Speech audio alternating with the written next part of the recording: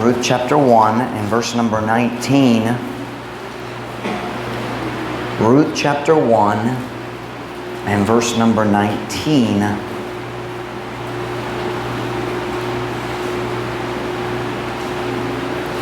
Kunana sa amen? Tanaman ng paliw para sa pagbasa sa pulong sa Diyos. Ruth chapter 1, verse 19. Magbasa tayo nga sa verse 21. So 3 verses man. English una, Bisaya ikaduha. So they two went, kana si Naomi ug si Ruth ang iyang binalaye. So they two went until they came to Bethlehem. And it came to pass when they were come to Bethlehem that all the city was moved about them, and they said, Is this Naomi?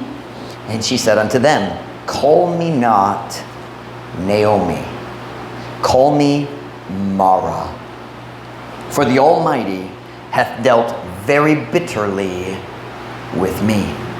I went out full, and the Lord hath brought me home again empty. Why then call ye me Naomi, seeing the Lord hath testified against me, and the Almighty hath afflicted me? Bisaya. Busa silang duha namiya hangtod nga sila midanga sa Bethlehem. Ug kini nahitabo sa diha nga sila nangaabot sa Bethlehem, nga ang tibok syudad na ukay mahitungod kanila, ug sila miingon, mao ba kini si Naomi? Ug siya miingon ngadto kanila, ayaw ako tawga og Naomi, tawga ako og Mara. Kay ang labing gamhanan nagatagad sa hilabihan ka mapait kanako. Kinsang pinakagamhanan? Ang Diyos, ang labing gamhanan mao ang ngalan para sa Ginoo. Kanang mga rason capital L, capital G, Almighty, ang labing gamhanan. Verse 21, ako migawas nga puno, o ang Ginoo mipapauli kanako nga walay sulod. Nanganong magtawag kamo kanako nga Naomi, sa nakita nga ang Ginoo mipamatuod batok kanako, o ang labing gamhanan misakit kanako. So my message comes from verse number 20. Call me not Naomi. Ayaw ako tawga og Naomi. Magampo na ta, dayon ko mo makalingkod para sa mensahe karong buntag. Heavenly Father, thank you for bringing our folks in this morning to hear the preaching and teaching of your word. Thank you for working in our church. Thank you for changed lives. Thank you for people who are drawing closer to you and learning your word and following your word and seeking to make a difference here in Dapitan through our church. Thank you, God, for what you've done, and thank you for what you're going to do. I pray, God, you'd meet with us this morning. Please, God, fill me with your Spirit. Guide me, Lord. I cannot preach on my own. Help my Visayan, help my English. Lord, help me to get the truth across. Please, dear God, stir our hearts. Guide us, we pray. Help us. Pray in Jesus' name. Amen. Pwede kong maglingkod. We have all met bitter people. Kitang tanan nakaila sa mga tao nga pait man. Na siyempre, kitang tanan nakasabot sa pulong kapait kung mag-istorya ta kabayan sa pagkaon. Kung maghuno-huno kakabayan sa pait nga pagkaon, unsang unang butang nga mudangat sa imong huno-huna, pait nga pagkaon, unsa man? Ampalaya. Diretso maghuno-huno kakabayan sa ampalaya. Pero kung ako mga tana, mag-istorya ta kabayan sa tao nga pait, murag daghang tao, diretso na'y tao na mubot sa imong huno-huna. Ikaw kabalo ka na tao pait. Miserable ang tao nga pait na. We understand bitterness when we talk about food, pero unsay pasabot kung kita mo hiskot sa tao nga nahimong pait diha sa mga kalisod sa iyang kinabuhi. Kitang tanan na mga kalisod, kitang tanan na mga panghitabo nga pait nga mahitabo sa atong kinabuhi. Pero dali ang tanan tao mahimong pait. Ang Biblia nagyaw sa Hebrews chapter 12. Let's look at it together. Hebrews chapter 12. Kay diri gigamit ang pulong bitterness, pero lain ang translate sa Bisaya, dali pait ang gigamit. Dali sayo, pero lain ang emphasis. Hebrews chapter 12 verse 15. We're talking about bitterness this morning. Kapait, kapaitan. Hebrews chapter 12 and verse number 15. Hebrews chapter 12 and verse number 15. Kunana say amen. Amen. Looking diligently, lest any man fail of the grace of God, lest any root of bitterness springing up trouble you, and thereby many be defiled. Now, kana ko ikamo magmatikod sa pagka-translate sa pulong bitterness nini nga verse nga nagatuto nga makugihon basi na dunay, we could say kay basi na dunay tao nga mapakya sa grasya sa Diyos.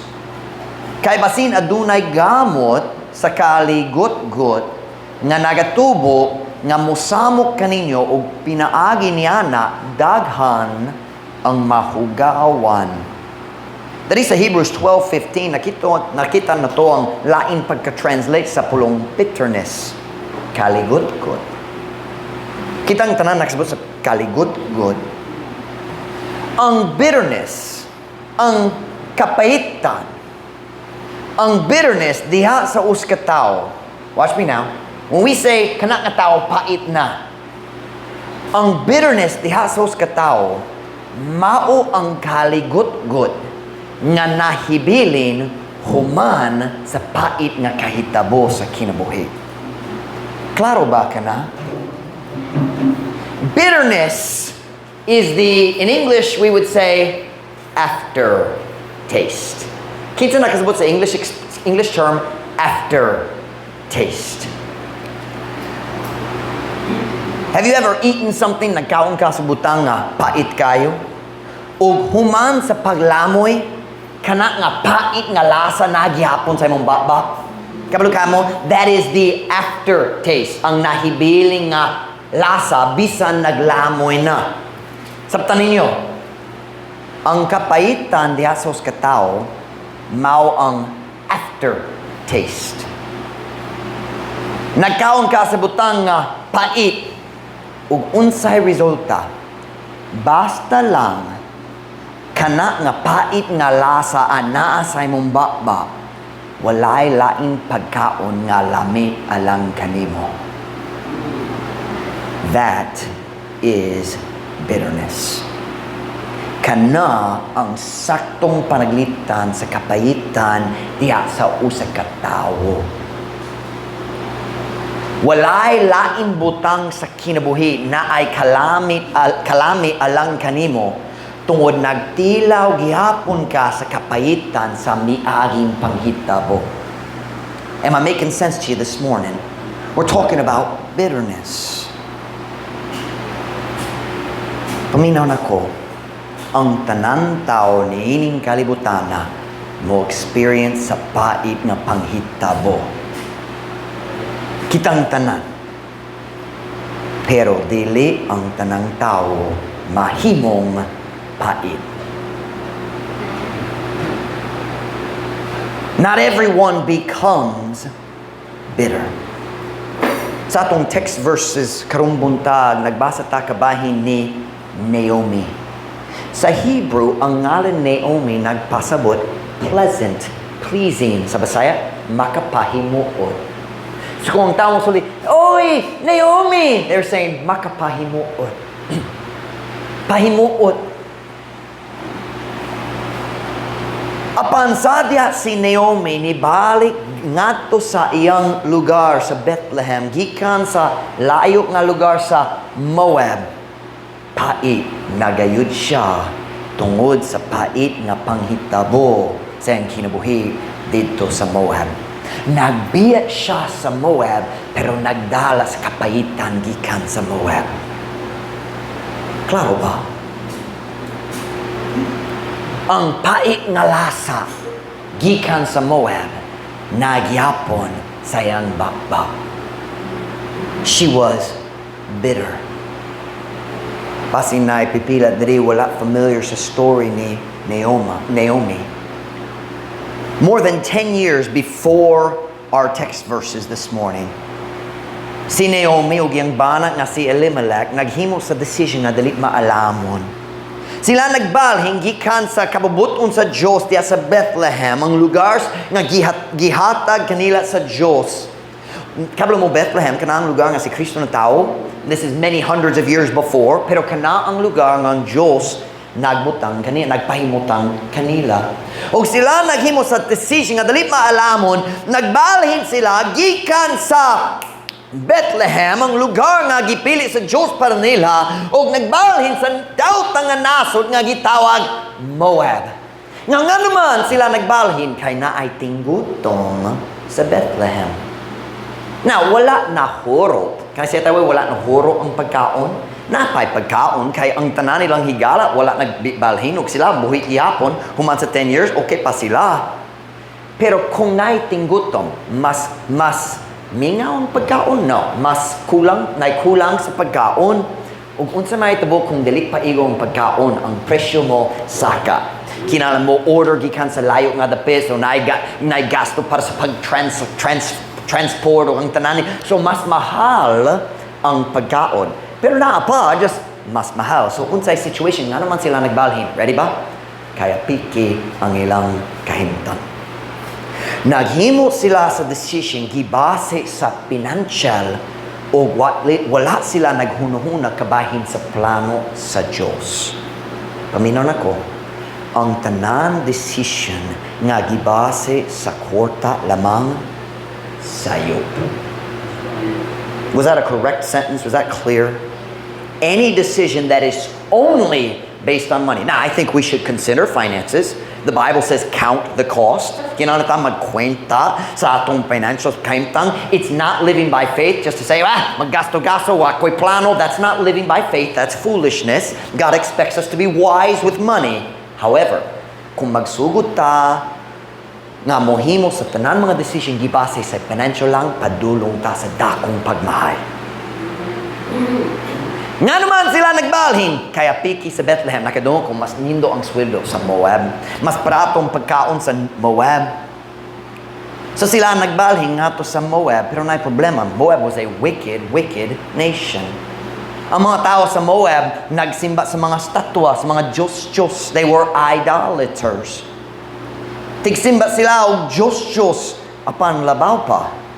Diha sa relihiyon sa Moab, nagsakripisyo sila sa ilang kaugalingong mga anak. Human sacrifice. Kana ang naandan sa tao sa Moab. Maka-imagine ba ka sa kadautan sa culture, diin normal kayo ang pagpatay sa imong kaugalingong anak. Magsunog buhi pa. Samtan ba ka na? Magsunog samtan buhi pa. Pagkabangis. Salbahis. Kana ang batasan sa tao sa Moab, pero tungod lusod ang kahimtang nga pinansyal, naghimo sila sa decision mo balhin ta sa Moab nga temporaryo na lang. Dito sa Moab, ang bana, si Elimelech, ang bana ni Naomi, namatay. Kana, wala giplano nila. Sayo pang grammar, that wasn't part of their plan. Dayon, iyang duwa ka anak, nagkasal sa mga babae, wala naluwas, mga Moabite girls, sila ang tigsimba sa Diyos pod, pero ang iyang duwa ka anak, si Naomi, si Elimelech, o ilang duwa ka anak, ang nagbalhing nato sa Moab, o si Melan o Chilian, silang duha, nagkasal sa mga babae sa Moab, dayon silang duha pod, namatay. When Naomi finally decided, mubalik ko sa kababuton sa Diyos dito sa Bethlehem, si Ruth na lang ang iyang binalaye ang mikuyog niya. Nawala iyang bana, nawala ang iyang duwa ka anak. Ug sadya ni balik siya sa lugar nga gituyo sa Ginoo para sa iyang pamilya. Naomi was bitter. Pait Nagyud siya diha sa iyang kalag. Look with me, if you would, at Ruth chapter 1 and verse number 20. Ruth chapter 1 and verse number 20. Ruth chapter 1 and verse number 20. Kunana, say amen. And she said unto them, call me not Naomi. Call me Mara, for the Almighty hath dealt very bitterly with me. Ug siya miingon nga to kanila, ayaw ako tawga og Naomi. Tawga ako og Mara. Kayang labing gamahanan nagatagad sa hilabihan ka mapait kanako. Niuli siya uban sa iyong binalay nga si Ruth.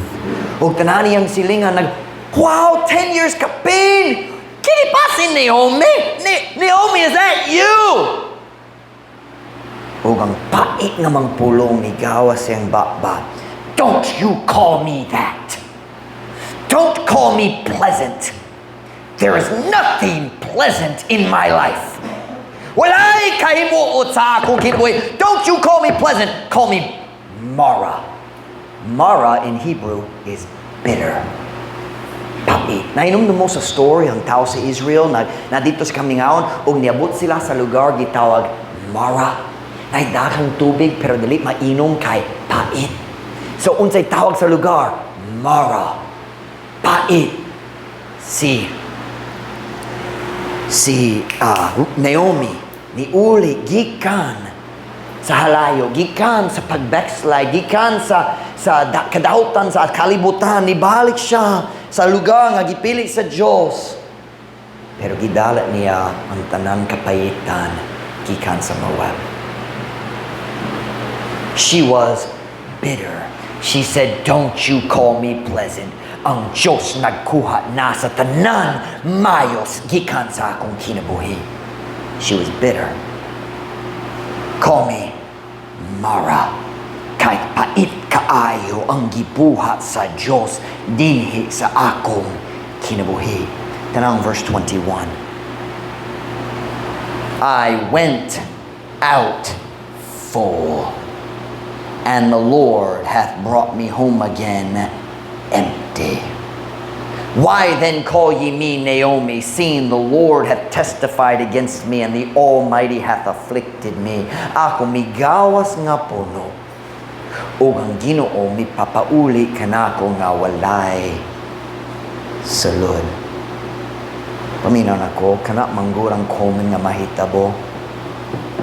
Kung tao mo biyat sa Diyos, mo gawa siya gikan sa kababuton sa Diyos nga puno. Oh, huno-huno siya naidakang kulang. But once you get out, nag-realize, dito sa kababuton sa Diyos, puno ko. Natagbaw, naikalipay.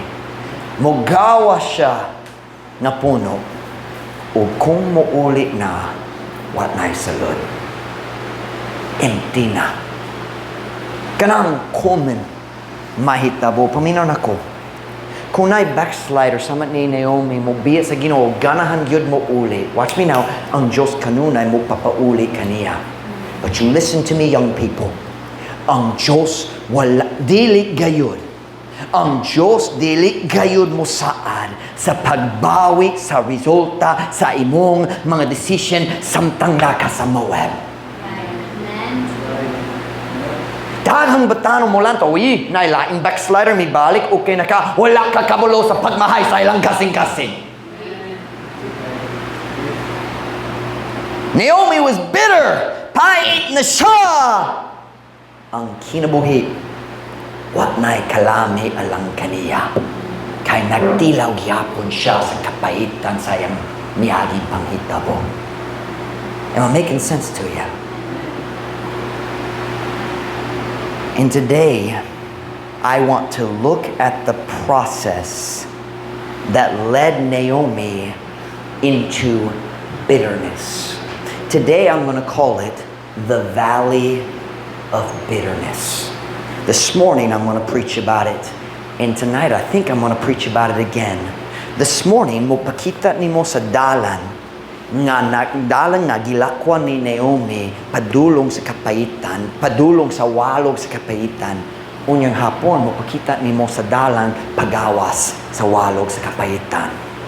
Very rarely does God tell me both my sermons in advance. Almost every Sunday morning, mubalik ko sa church, magsulti ni Ma'am Ruth, ampo para na ako, wako kabalon sa akong walihon unyang hapon.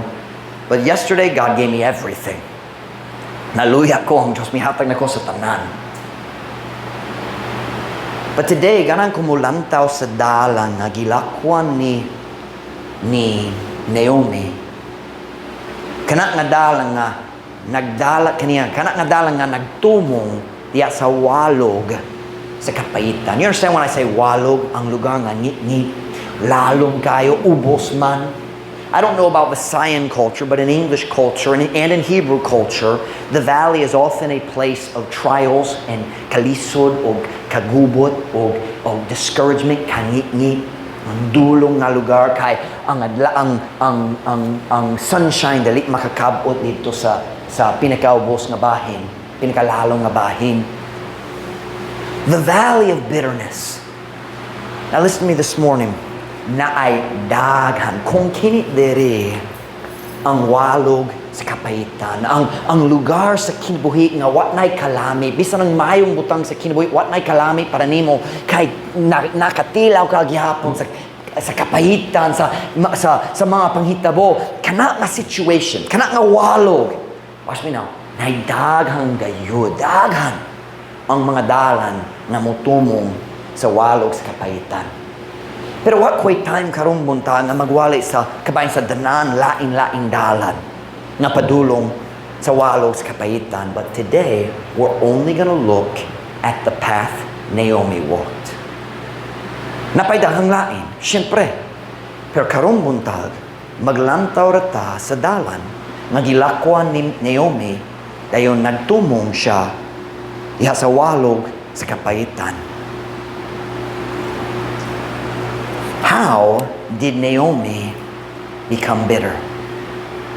Diya sa kinabuhi ni Naomi, nakakita ko sa tuluka simpleng lakang na nagdala kaniya ngato sa kahimtang sa kapayitan.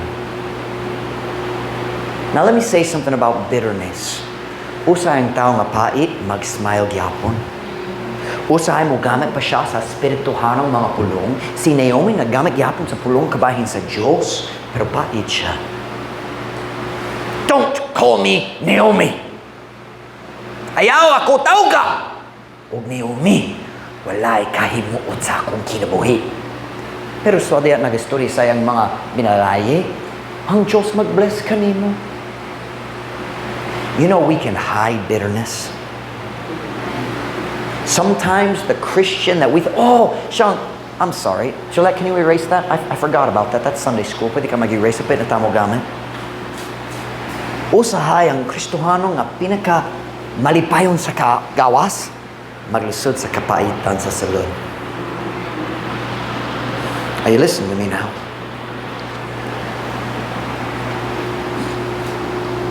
Iya sa kinabuhi ni Naomi, nakita na ko ang tuluka simpleng lakang nga nagdala kaniya nga to sa uska kinabuhi sa kapaitan. Ang karong bunta, garang kumupakita kaninyo kanang tuluka lakang. Aron dili ka maghimo sa priyo nga sayo ni Naomi. However, if you want to be bitter, this will work every single time. Kung ikaw maghimo nining tuluka lakang, sigurado mahimong kapait. You say, oh, Pastor Mike, dili ko ganahan mahimong pait. Then don't do what I'm going to show you this morning. Likaya ang mga lakang nga ako mopakita kaninyo karong buntag. 3 steps to bitterness. Write this down for me. Tuluka lakang ngato sa kapaitan is the heading. Tuluka lakang ngato sa kapaitan. How did Naomi get to the valley of bitterness? Tuluka lakang ngato sa kapayitan. Look with me if you would at Ruth chapter 1 and verse number 1. Ruth chapter 1, let's look at the life of Naomi. I'm sure napailain lakang pwede kumuhiskot, pero maglimita ta karon tulok lang atong hisgoton. Hit Ruth chapter 1 and verse number 1. Now it came to pass in the days when the judges ruled that there was a famine in the land, and a certain man of Bethlehem, Judah, went to sojourn in the country of Moab, he and his wife and his 2 sons. Karon kini nahitabo diha sa mga adlaw sa dihang ang mga maghuhukam midumala nga dihay tinggutom sa yuta. O dihay tao sa Bethlehem, Judah nga niato aron sa pagpuyo nga temporaryo, keyword pagpuyo nga temporaryo, English sojourn. Sakto gyurong pagka-translate aron sa pagpuyo nga temporaryo. Dili permanente ni, temporaryo lang. Sa nasod sa Moab, siya ug iyang asawa ug iyang duha ka lalaking anak. Unsang unang lakang ni Naomi na nagdalat kaniya ngadto sa kinabuhi sa kapayitan. Number 1, if you want to follow the steps of Naomi, number 1, pagbiya. I'm going to give you 3 words and then I'll explain what they mean, but I want you to remember 3 words. Pagbiya. Pagbiya what, Pastor Mike? Pagbiya sa kabubuton sa Diyos. Give me the ... let. Pagbiya sa kabubuton sa Diyos. Atong gibasa ang decision ni Elimelech o Naomi na ko'y pangutana. Ang Diyos ba nagsugo kanila nga mobiya sa Bethlehem? Yes or no? No. So was it God's will? Kana ba ang kabubuton sa Diyos nga sila mubalhin nga to sa Moab? No. You listen to me very carefully. If God puts you somewhere, that's where He wants you to be until He tells you to move. Kini nga feeling sa mga Pilipino usahay, kung nako'y sa laing lugar, mas mayo akong kinabuhi. No, mas mayo ang imong kinabuhi diha sa lugar nga gipaymutang ka sa Diyos. Trust God's will. If He wants you to move, He can tell you. He's got your number. Kung ganahan siya mo pabalhin nimo, kaya niya. He didn't tell them to move. Si Elimelech wala niya to ingon nga misyonaryo. He was going to make money. Kwarta lang ang rason. It wasn't God's will. Dili ang plano sa Diyos. Pero alang kanila, kini ang mayong idea. Watch now, and here's probably the excuse. Alang sa atong bata. Some of the biggest mistakes parents make are para sa akong bata. Hey, listen.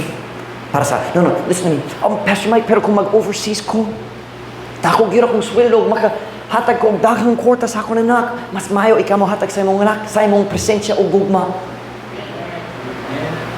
Are you listening?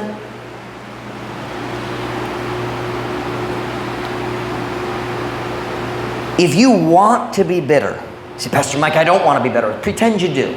But pretend for a minute. Kung ganahan ka mahimong pait, importante gyud ni, you need to leave God's will. Kay, walay kalipay, walay kahupay ni ining kalibutana. There is no true joy and peace out in the world. So if you want to become bitter, the first step is you got to get away from God. Kay siyang makahatag nimo sa kahupay.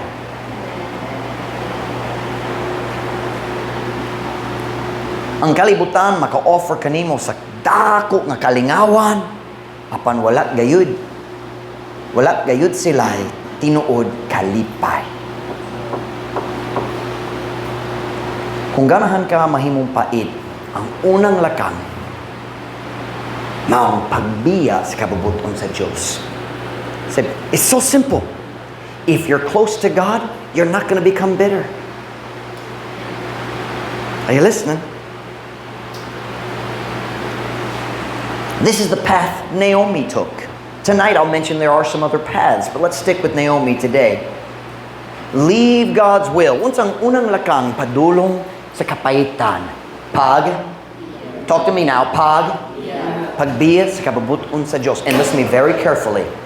Dili importante ang rason. Bisan unsay rason nga ikaw mo biya sa Diyos, kana nga rason makabutang kanimo sa dalan padulong sa kapayitan. It doesn't matter the reason. The results of leaving God's will have absolutely nothing to do with your reason for leaving. Ang mga resulta sa imong pagbiya sa kabubuton sa Diyos, walay labot, walay kalabutan sa imong rason sa pagbiya. May strange idea sa mga Kristohanong usahay. Basta lang na ako'y mayroong rason, okay naman ang pagbiya sa kabubuton sa Diyos. Dili tinuod. Ang resulta sa maragyahapon bisan unsang rason. Kung ikaw mo inom sa hilo, kana mo patay kanimo bisan unsang rason nga ikaw nag-inom niya na. Kung ikaw maghunahuna, lami kayo ni patay gyapon. Kung ikaw nagatuo, kung ang tao mo sultan mo, kini maayo para sa mong panglawas. Pero naging dari hilo. Oh, pero maayo para sa mong panglawas. Sige, ako na lang. Kana mo patay ni mo gyapon. Kung ikaw mo inom tungong tao maghagit ni mo, wakay ka isog, you won't do it. You won't do it, Jessa. Pwede ka, mahadlok ka, di ba? Kung tao mo hagit ni mo, ikaw mo inom, mamatay gyapon. Di ba? Ang rason nga ikaw mo inom sa hilo, dili mo usog sa resulta sa pag-inom. Og ang rason nga ikaw mo biya sa kabubuton sa Diyos, dili gayud mo usog sa resulta. Ang resulta sama ra gyapon. But Pastor Mike, nakoy mayong rason. Wala ay mayong rason nga mo biya sa Ginoo. Ako nagwali kabayan niya na pipila kasi mana nila ba? Wala ay mayong rason mo biya sa kabubuton sa Ginoo. I'm saying this morning, na ang rason sa pagbiya sa Diyos, dili gayud mo usog sa resulta. But we're really not talking about backsliding today. We're talking about bitterness, but they're always connected. Lusod kayo mag-separate sa bitterness gikan sa backsliding. Number one, kung ganahan ka mahimong pai, kung ganahan ka mo lakaw sa preyo nga dalan ni Naomi, kinahanglan ka mo biya sa kabubuton sa Diyos. Pagbiya sa kabubuton sa Diyos. Number two, Gillette. Pagpadayon, diha sa imong kaugalingong plano. Number one, pagbiya. Number two, get stubborn o pagpadayon. Pagpadayon, diha sa imong kaugalingon na plano. Look with me at Ruth chapter 1 and verse 2. Does anybody remember what we read a few minutes ago before we read it? Tanaw ko kajud? Sila mibiya sa Bethlehem aron magpuyo nga temporaryo sa Moab. Magpuyo nga wa? Temporaryo. Tanaw verse 2. And the name of the man was Elimelech, and the name of his wife Naomi, and the name of his two sons Mahlon and Chilion, Ephrathites of Bethlehem, Judah. And they came into the country of Moab, and look at the next three words, and continued, excuse me, and continued there. Let me just read that last sentence in the Zion. Ilang gi-translate continue nga mi pabilin. Ug sila miabot nga to sa nasod sa Moab og mi pabilin dito. Kanadali ang ilang plano. Ang ilang plano katemporaryo na lang. Pero unsang nahitabo, mi pabilin sila dito. You listen to your pastor this morning. Ang tanang tao nga mobiya sa kabubuton sa Diyos, nagplano nga mobalik. Sa dali madugay, mobalik. Temporaryo lang ni. Kajut lang. Hangtod, moswa nga among pinansyo nga kahimtang pag-usab. Dayon, mobalik lang ni. Kanang gihuno-huno sa tanan. Temporaryo lang ang pag-backslide. I'm a good person. I won't be gone long. Dali ko madugay. Pero kinang problema. Once you are far from God, it's really easy to just stay. Sa dihang nalayo na kagikan sa Ginoo, sayon kayo nga magpabilin na lang. You see, backsliding is easy. That's why we do it. Ang pagbiya sa Ginoo, sayon kaayo. Lusod ang pagpauli. Are you listening to your pastor this morning? Backsliding is easy, coming home is hard. Tanaw ang pamilya ni Naomi. Tanaw niyang pamilya. Upat ang mibiya usa ang miuli. Kanatong nakitaan diri sa mong church. Para sa ato, murag 10 ang mibiya, usa ang miuli. Pipila lang. Lasod kaayong pagbalik, pero naius ka butang nga mas lasod pa. O kanamaw ang pagatubang sa mga resulta kung dili ka muuli. But today, we're not really preaching about backsliding. We're preaching about bitterness. Naglantaw ta sa kinabuhi ni Naomi. Unsay dalang nga gilakwan niya.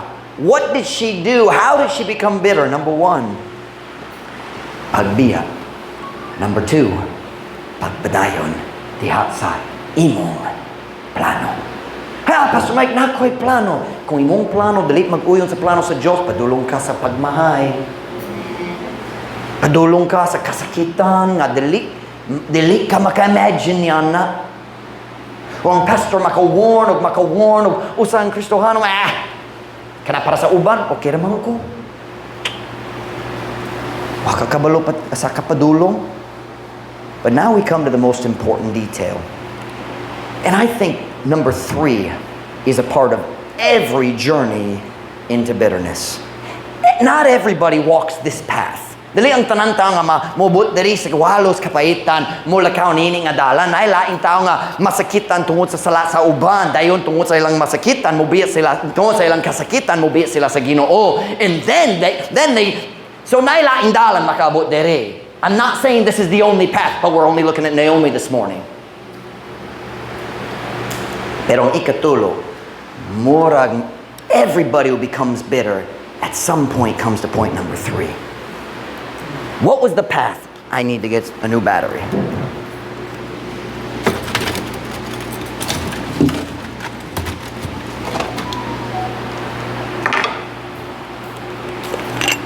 Number 1. Unsay dalang gilakwan ni Naomi. Number 1, what do we say? You need to talk to me now. Kinahanglan ta? Pagbiya. Number 2, pagpadayon. Number 3,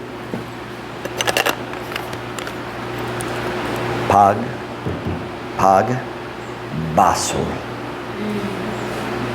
Pagbasol sa Diyos sa mga resulta.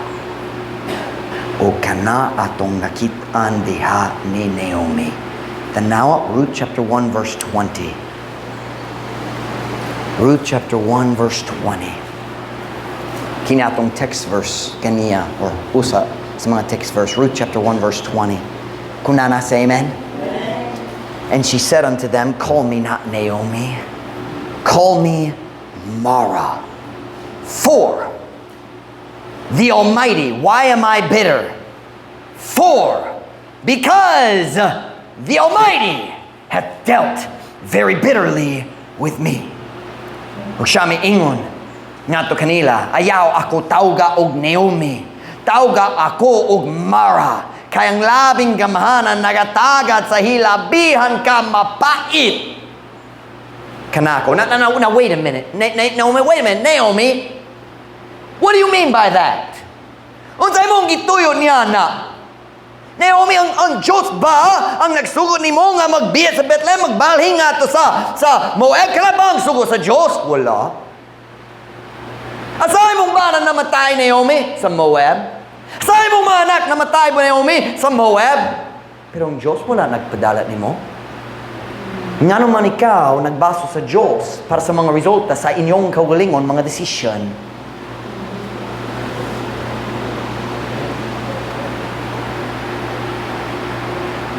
Apan kanak gayur ang buhaton sa daghang Kristohanon karon.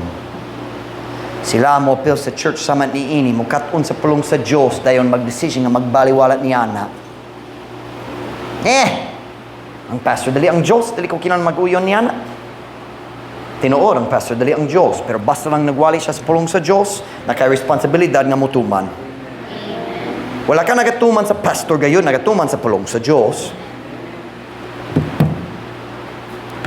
Dili ko, kiraman ko, dakot na koron, makapaandar ko sa akong gaugalayong kinabuhi. Kumuha ko sa mo, mulayo gikan sa Diyos kamay, okay naman. Dayon, kung ang maot ng mga resulta mo abot, sila diretso mo baso sa Diyos.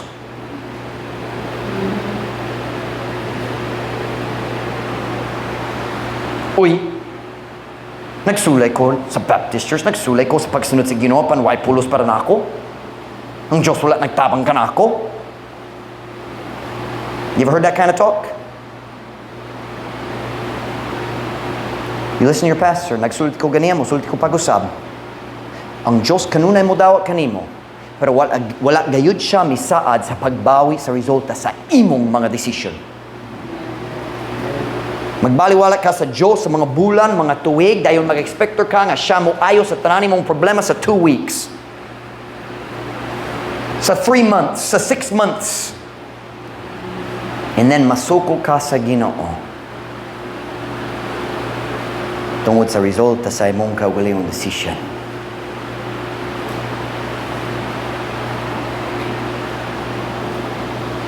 Kung ikaw magbaliwala sa Diyos, ug sa iyang pulong, ug madawat naman ang imong kinabuhi, andam siya kanunay sa pagdawat kanimo pauli, pero naay mga resulta nga naragyapon. O kanadali ang iyang sayop. O kung musugod ka o baso sa Diyos, niabot na gayud ka sa final step sa imong pagbiyahe ngadto sa walog sa kapayitan.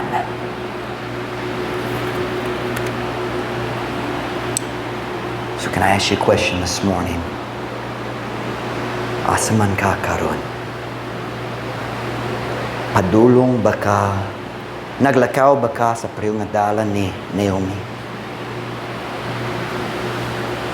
Naa na ba ka sa walog sa kapayitan, nagbaso sa Ginoo para sa resulta nagbaso ba ka sa Ginoo sa mga resulta sa imong kaugalingong decision?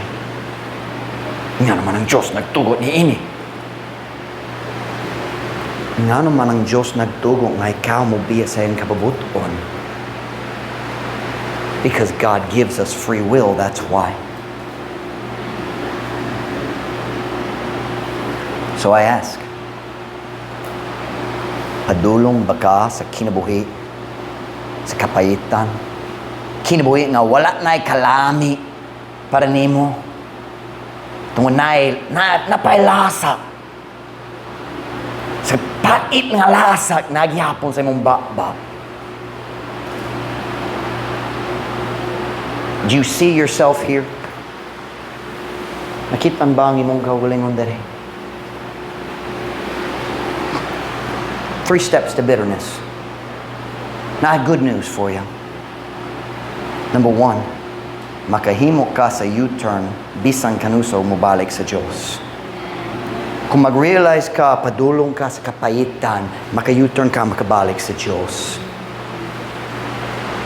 But number 2, unyang hapon, ang mensahe, watch now, naimay ang balita. Si Naomi, ang perfect illustration sa tao nga pait kayo. Pero dili ka na ang katapusan sa iyang story. Nag-ikya siya sa walog sa kapayitan. O kung ang Diyos mo tugo, kana akong mensahe unyang hapon, unsaon pag-ikyas, unsang dalan pagawas sa walog sa kapayitan. Bisan unsay rason, basin dili kani ang imong dalan, pero kung naka dito sa walog sa kapayitan, we can all take the same path out. Daghang mo sulod, pero na isa makagawas diretso.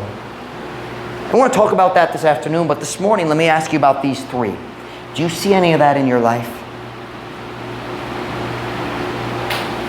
Asa man ka? Kung nagbiya na ka sa Ginoo, apan ang mga resulta wala pa miabot, maka-U-turn ka daan sa dili pang pagmahay moabot. Kaya paghula, balik na lang. Kung naka-experience na ka sa pait ng mga resulta sa pag-backslide, maka-U-turn gyapon ka, dili ka kinala magpadayon nga to sa ikatulong lakang magsugod mo baso sa Diyos. You can turn around wherever you are. Kung sa kahimtang nagbaso na ka sa Ginoo, maka-U-turn gyapon. Makaangkon ka sa imong kaugalingong sayo ug makabalik sa Ginoo.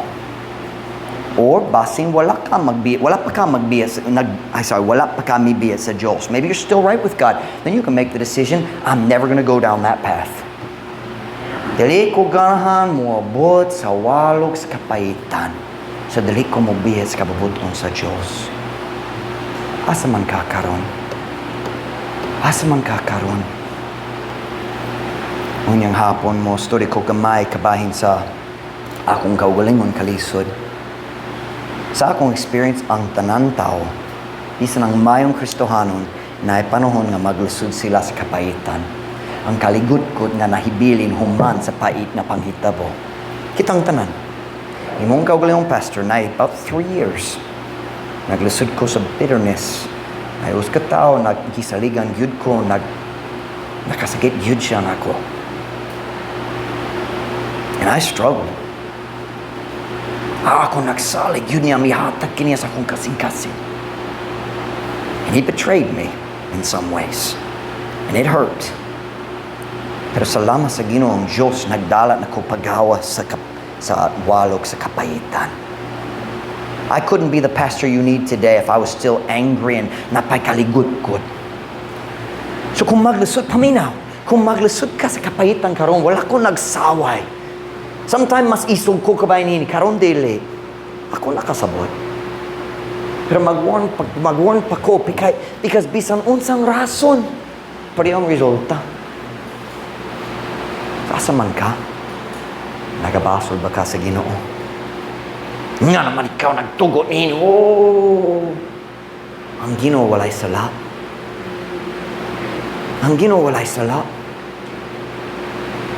Nga naman siya nagtuwang laing tao nakasala. The same reason He lets you sin. Masukot nga naman ang Diyos nagtuwang laing tao nakasakit na ako, pero kana nga Diyos nagtugo po nga ikaw mo sakit sa uban usahay. Don't judge God. He's the judge, not us. So asa man ka? Pasing nakadiri. Nagbiya ka sa Diyos. Pasing gamayra. Oh, nagsimbag yapon pero nag-stop ka sa pagbasa sa Biblia. Balik na lang. Balik na lang. Nag-stop sa pagampo. Balik na lang. Nag-stop sa sowing. Balik na lang. Bisan nasa ka, you can come back to God. He'll take you. Siya mo dawat ni mo. Unyang hapon muwali ko kabahin sa dalan pagawas. But for now, why don't you acknowledge where you are? On every head bowed, every eye closed.